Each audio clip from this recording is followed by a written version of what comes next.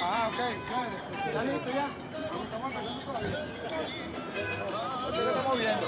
Bueno, que vaya bien, pues. Close to the wall.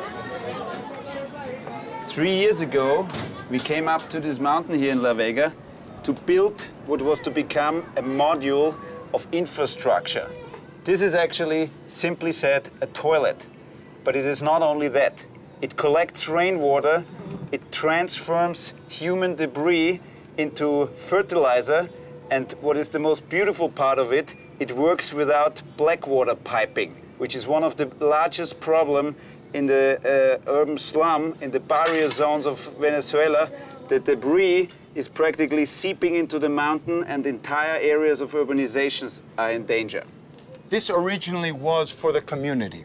The community in the higher section of the barrio, which is almost rural and countryside, have very difficult time to connect into the wastewater systems, the white water systems, and electrical system.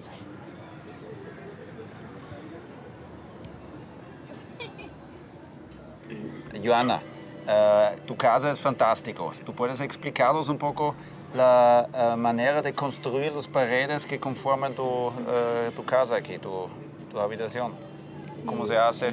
Bueno, eso es muy sencillo. Uno tiene que abrir los huecos, meter los palos. Después de meter los palos, hay que empezar a pegar estas varas.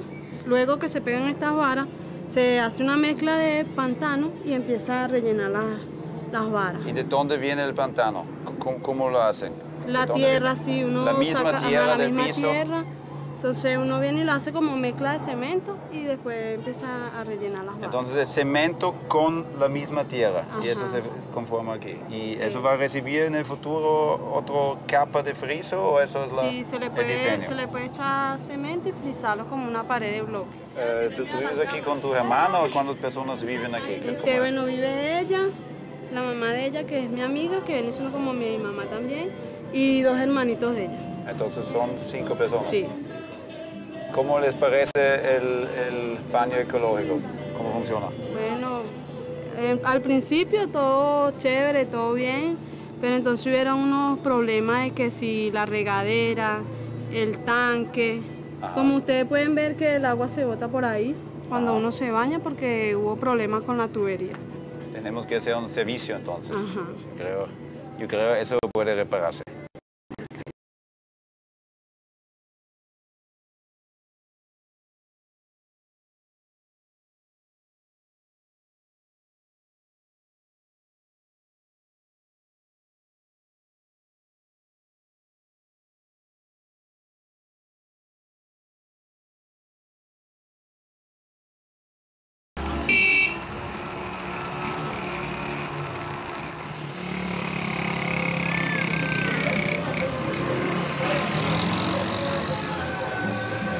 Stores, how are they organized in the barrios? You have a tiered organization. You have the stores down at the Informal City, like these abastos on the corner. They in turn sell to the next little shopping store on the next level, let's say in the second level tier sector. And those in turn sell to the third tier sector. And as the food is moved up the hill, it gets more expensive. So the poorest or most disadvantaged sector of the barrio is buying the most expensive food. That means also the most expensive water. This bottle of drinking water costs the equivalent of €1. For €1, you can fill the tank of a large car with about 55 liters of gasoline. Here we are in El Parque de los Chorros, just north of the city. What you see behind of me is a cascade at the end of the dry season. There's still abundance of drinking water. Only a few hundred meters down, this water converts in a sewer. Drinkable water is lost. This has to change in a city where gasoline is cheaper than drinking water. With the idea to create a series of water dams that would over the year create huge resources of drinking water for the city. As we have a dry season and a rainy season, this water resource, which is more than the rainfall of London, gets usually lost.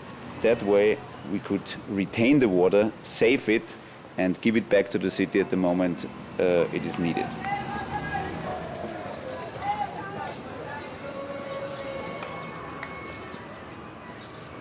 This is an interesting view here. You can see two concepts, two cities. You can see the city built by individuals, built by their own over 25, 30 years of time. And you see over there the city built, let's say, by developers, by official institutions, built instantaneously. The city on the left is a city that is flexible, that is adapting itself to the availability of funds, to the growth of the family. Houses are growing over 25, 30 years. People adding rooms, adding floors to each other.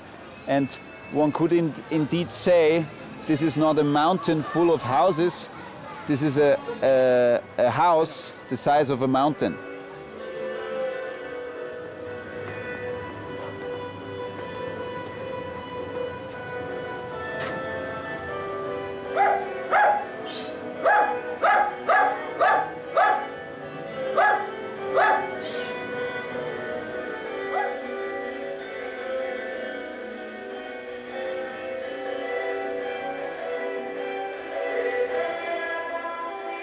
So the infrastructure is an important topic in the informal city.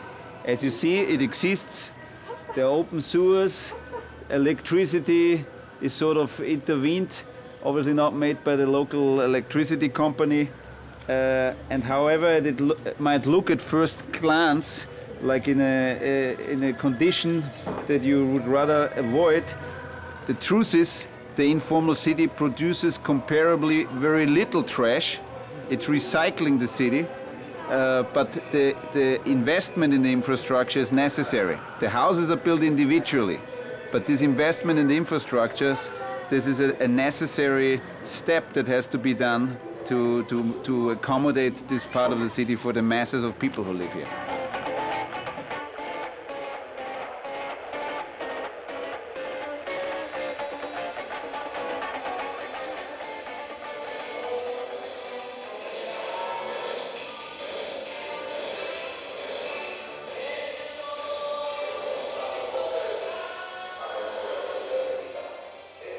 People cut out of the mountain parcels of land.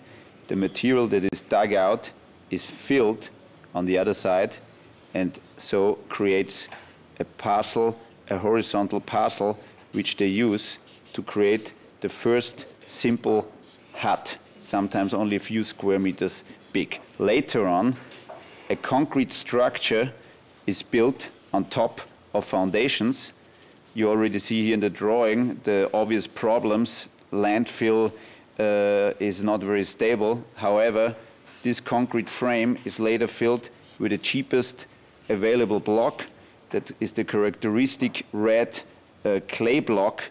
And this construction is already put in place with the steel rods sticking out towards the sky, symbol for continuous growth, continuous construction, and that frame is expanded consecutively, floor by floor. First, of course, in the parcel horizontally, later